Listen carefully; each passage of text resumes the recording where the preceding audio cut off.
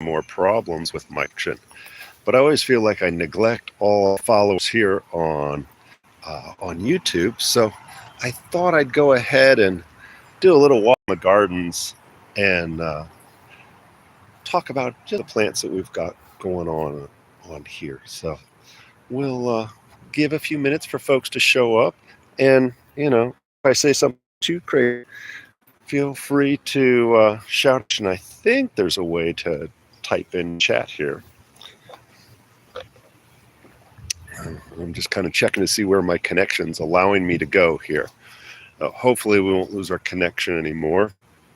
So I noticed that we now have malaria not just here in Florida and Texas, but we've also got malaria. It's a very friendly plant. We've also got malaria showing up now in the Northeast. I think it was in Maryland. I saw there was actually a really scary strain. There's some people. Hey there. And so we'll look at some of the plants that are used for the life of me. I knew there were some herbs I knew that were important for malaria, and finally got the time last night to do a little bit of research on that, and it was actually in our slides of the class we were teaching this weekend. So we were teaching about sexual health, and so it turns out suma, the Brazilian ginseng, if you will, was one of those herbs that's very well researched to help the actual shape of the blood cells. And with sickle cell anemia, a genetic disorder, that's kind of the big issue with it all. So, all right, we got some people showing up. So I'm going to do my best to wander around and talk about some of these plants. I'm assuming there's a chat function on here and that it'll show up on the screen. I have to admit, this may be the first time I've done this. I'm going to move it so you don't see my face anymore, so I can go look at some plants. And hopefully we won't lose our connection. There we go.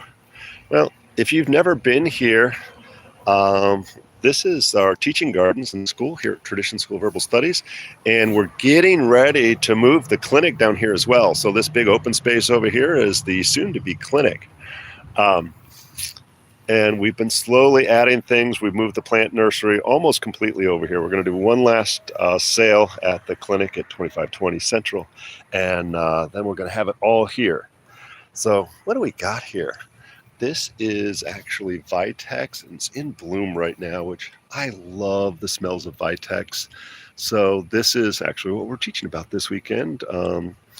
Some of the male and female reproductive health stuff. Yeah, it looks roughly like cannabis. It's not, although I'm sure I'll get arrested someday for it until they get a botanist in to tell us what it is. Obviously, the flower stalks are very different. Has a beautiful smell. Can you get that in smell-o-vision? It's used to primarily look at low progesterone. It does more than that, but that's a nice, easy way to think about it. It's probably really working on androgen. One of its nicknames was Monk's Pepper, and the idea was that it was kind of an anti-aphrodisiac. I won't say that worked that well. This is a baby papaya. I just planted this a couple of weeks ago, actually. I transplanted it out of a pot that was just laying around.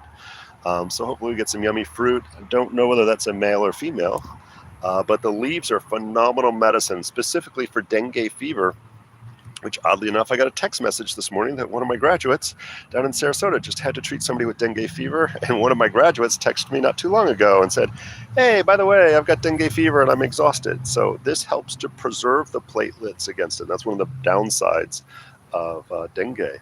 This is, of course, just a beautiful, beautiful rosemary bush. If you don't know it, it's a rubefacient, which is fancy talk for it brings blood to the surface. So we use this for a lot of skin. So there's a couple of cool things here. This is, and I just did a longer video about this, but I'll upload that in a couple of weeks. This is a Mexican spice. It looks like, nothing special. This is one of my faves. Papalo or papalo. I don't remember the Latin name off the top of my head, but this is better than cilantro. So if you like cilantro, this is one of the best spices. It's a carminative. It's an annual, so it'll kind of self-propagate itself. I spread seeds wherever I can, always pot up a few. So helps with bloating and digestion. Oops, there we go. Sorry. Hey, that's good to know, though, that my chat works. If you're lucky enough to grow this, there we go. This is just a wonderful thing to add into soups, into salads, you name it. And you can usually find the seeds online. We only have a few that we've got in pots right now, and my students always snatch it up. And then this is a young one. We might see if we can find a better one. So this little guy, as it gets older, will get some color changes, but this is spotted horsemint, Mandara. It's diaphoretic, which is fancy talk for breaking a sweat. We use it for colds and flu. It's also used in spiritual practices for Olympia, which is just one of those ways that we kind of beat you with plants or make a strong infusion out of it and wipe away some of the negative energy on folks. This is at the end of its lifespan, but there's still a few good, yummy pieces there. This has the sad common name of pigweed. This is amaranth, and amaranth is used for both food and medicine. It's a wonderful source of protein. The seeds are a great source for essential fatty acids, and we'll find amaranth like cereal flakes, but the leaves can be cooked up into a soup and stew. It's a wonderful part of a lot of Jamaican vegetarian dishes. The roots can even be used, and this is literally in every abandoned lots. There's a variety of different species, all of which, as far as I know, are edible. Some have thorns, some don't, so you got to be careful with that a little bit. Oh, and here's another one. I just did a video about this. This one doesn't have a lot of color on the fruit yet. This is beautyberry, Calicarpia americana. For any of you who are Chinese medicine studiers, acupuncturists, or Chinese herbalists, this is in your medica. It's used for cough.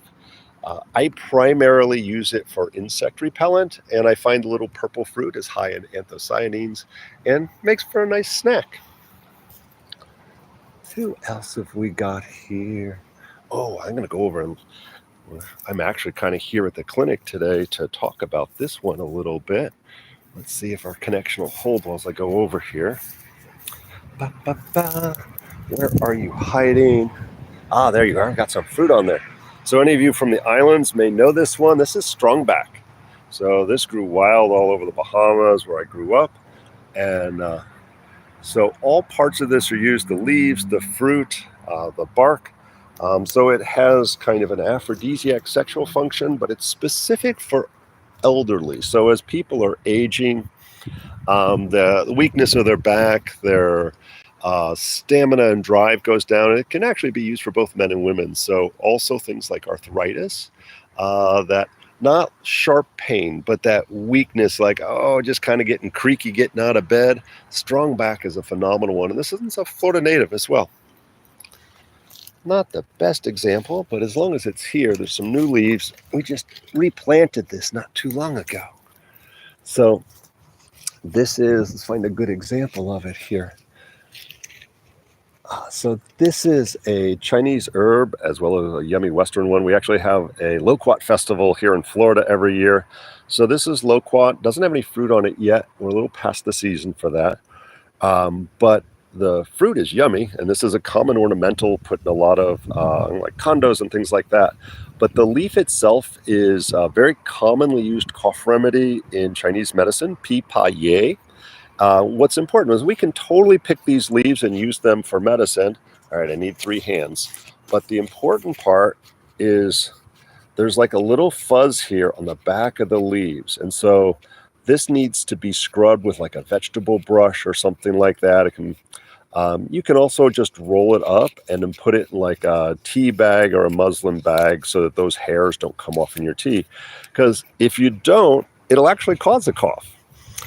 So this is yummy fruit, loquat, and ever so helpful. It is the starting point. There's some really nice looking fruit with the beautyberry. You can really see the purple clumps along the stems there. Let's see what else we can find. So this is Tenaria. What is it? It starts with a U.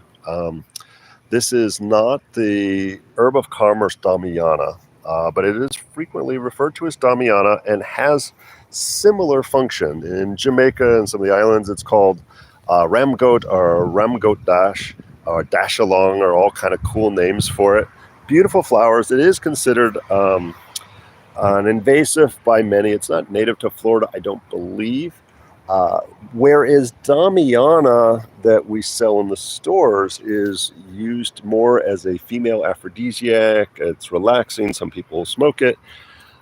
We say that Damiana aphrodisiaca or Tanaria diffusa, that one is more warming, where this one, the Ram goat, is more cooling. So a little bit different ideas, that idea of energetics. There's my bigger one of the papalo, and there's some seeds. As soon as I'm done with this, I'm going to go spread those around the yard.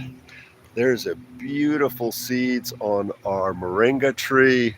This is a peach tree that, forget the fruit, the leaves are some of the best medicine.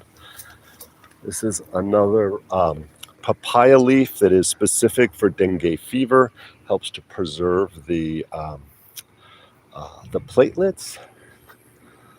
And there's some fruit on some of these, but this is bitter melon. This is surasy growing all over there's a fruit. Haha. So I got a really nice video that's been popular, and there we can see the little red seeds in there. Oops. There's the little red seeds. So usually once it turns orange like this, we're not going to eat it. It's not dangerous. It'll just make you poop yourself. So it can be a little caustic, especially if you chew up the seeds.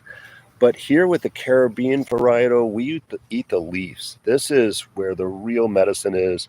It's most famous for using to lower blood sugar.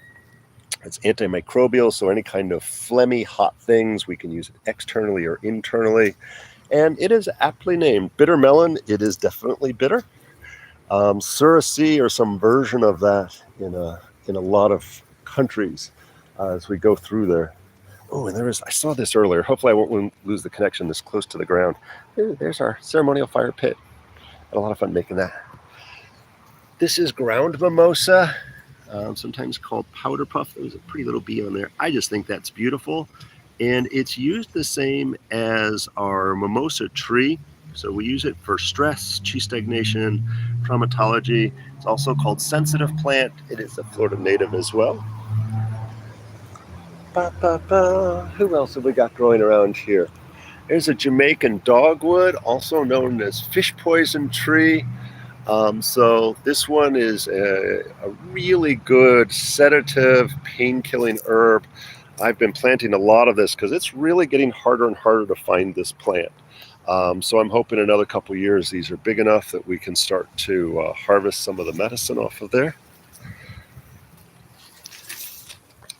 And this is a xanthosxylum, so I'm super excited about that. It's called toothache tree. This will be a very large tree and very scary spikes on there. So we just planted this one not too long ago, actually. So it's specific for candida. It helps with dry mouth. And it's a great fun to play tricks on people and make them eat the leaves because they think they've been poisoned.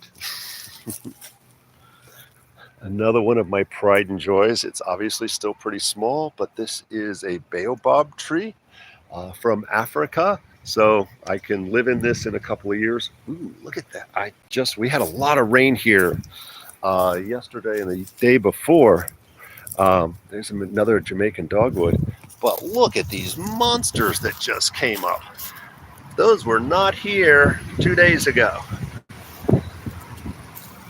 So this is ashwagandha. So this has been here for a couple of years. I probably need to harvest that soon. Some wild daga that has so many uses and a beautiful flower. I don't see any flowers on him yet. But, best known as a cannabis substitute that's legal. And friend from South Africa who is quick to tell me it has so many other uses. Let's see who else. Look, more ground mimosa we're trying to develop as a ground cover. I know I'm skipping over a bunch of stuff, but that's okay. Got to keep the mystery alive, right? There's a little sugar cane going. So I know. Come on, reconnect. All right. Appreciate your patience. But yeah, I found the furthest extent that I can go. So we're really having fun putting all of this together. Um,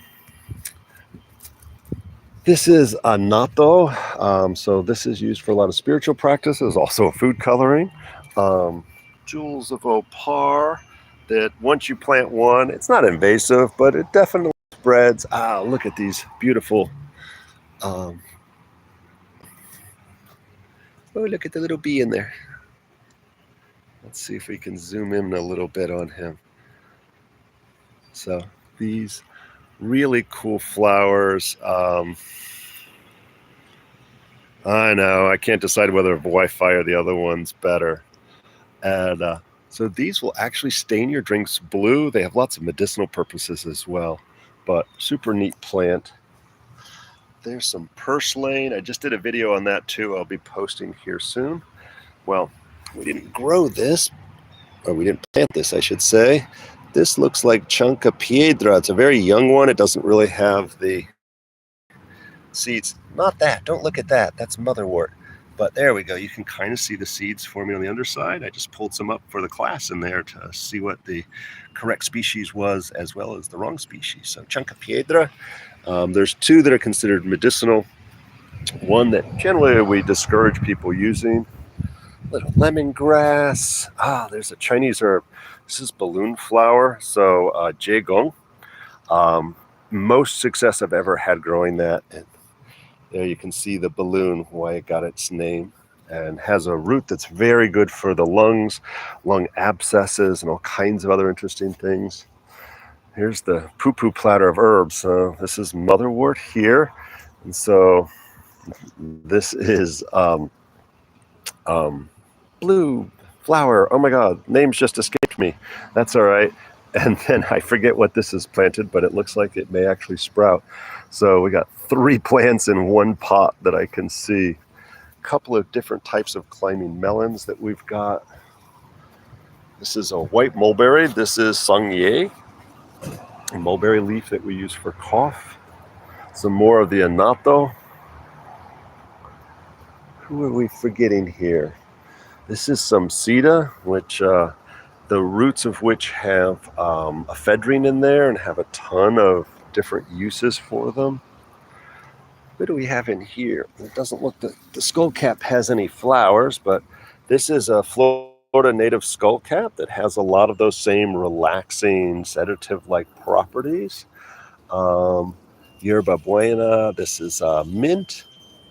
Eclipta that is used. Oh, wait, there's my Eclipta flowers. This is Eclipta that's used in Ayurvedic medicine. It's used in Chinese medicine, Hanlian Sao. This is my other cool African herb. This is felt grape, Cissus quadrangus, and we've just started to propagate. We've had a really good luck propagating this. It's used for everything from weight loss to traumatology to heal bones. There's a big old kratom tree.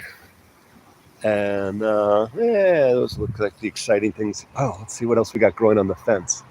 So I believe this is loofah. And I love growing loofah. This one's just going hog wild. So loofah is, where's the leaves? There's the leaves of this. Is also a Chinese herb that we use for certain types of pain. It's sigualo. We actually use the fruit of that. And so it's for pain in the connecting points. This is a type of cat's claw here. And it's really changed my way that I think of cat's claw. Where's some claws? You really can't see the spikes too well on the camera, but right there, that's there's the spiky owiness. And then when you go down to the base, it gets mean. So look at those spikes. And this is a bully. So this is a very aggressive grower right here. So we have to keep him as tied in as possible. I love eating the leaves. Very minerally and mucilaginous. This is some passion flower. So passion fruit here. This is the Passiflora edilis, which produces a crap ton more fruit. No flowers. I'm sure there's a flower in there somewhere, but I sure don't see it. And I hate to say it, I learned to grow a lot of these stuff by making a lot of mistakes. But what I found was it's really hard to grow ginkgo here. But I've had this one going for a couple of years now, almost 5 years.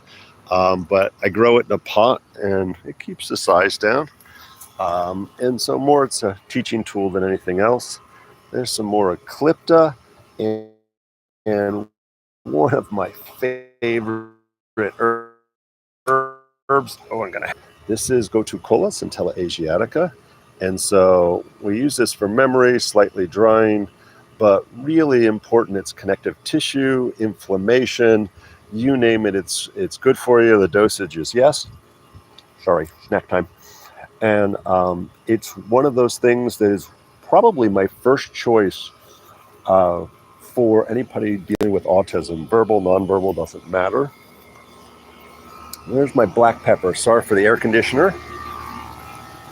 But this is my black pepper vine. No black peppers yet. What else do I have growing? Ooh, and there's a vanilla orchid growing back here. Forgot to show you that. And the shed is new. We're very proud of that. Beautiful shed. They did a great job putting it all together. Had it here, I think, within 2 weeks of ordering it. You can't really see it, but hiding down there is a little vanilla vine. I'm going to have to trim that, get it placed a little bit better. All right. Well, one of these days I'm going to figure out how to make this not lose our connection, and we'll do a longer herb walk. I've always tried to do this when we're out at Boyd Hill doing a walk, but it's always a challenge. I'm going to go in and hassle people in class. There's my bananas. This is sour orange, best chicken marinade ever. There's a little cedar bush. We got a bunch of pigeon pea that not only is yummy food, but also great for adding some nitrogen fixing. Oh, and this is the, it's an Ayurvedic herb, Punarnava. So for a lack of stomach fire, Agni. So this is another Florida native. This is an Ayurvedic medicine. Punarnava has a really impressive taproot. Let's see if I can get a taproot. You want to come out? Yeah, you do. So there's the root, but all parts of this are used. So we can use the roots, we can use the flowers, the seeds, and even the leaves. It is spicy, without a doubt. This is a very young winged sumac that we get yummy fruit from. There is that beautiful thing with those dark shiny green leaves is a beautiful neem tree. All right. So this is Bob Linde from Tradition School of Herbal Studies in sunny St. Petersburg, Florida. And boy, is it sunny here. It's been a bit warm lately. So I hope you're subscribed. I assume you are if you're here listening to our YouTube page. And you also can check out Mastering Herbalism. It's a new podcast I just started. I believe next month I'm going to be talking about cancer care with herbalism. And I've got, we just uploaded one that we did with one of our staff members, her expertise in thyroid issues. And the first episode we did was on herbal safety.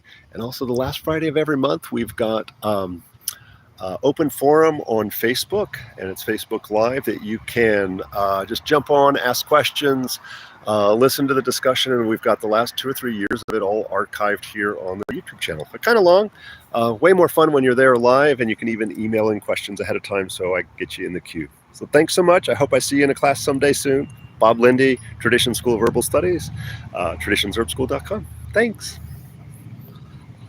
Now I got to be smart enough to turn this off. Nope. Obviously, I have no idea how to do it. No, that doesn't do it. Oh, well. That's too funny. Well, so much for technology and me, huh? Ba-ba-ba. Well, you guys will be on here for a little bit longer and look at the pretty yard. All right.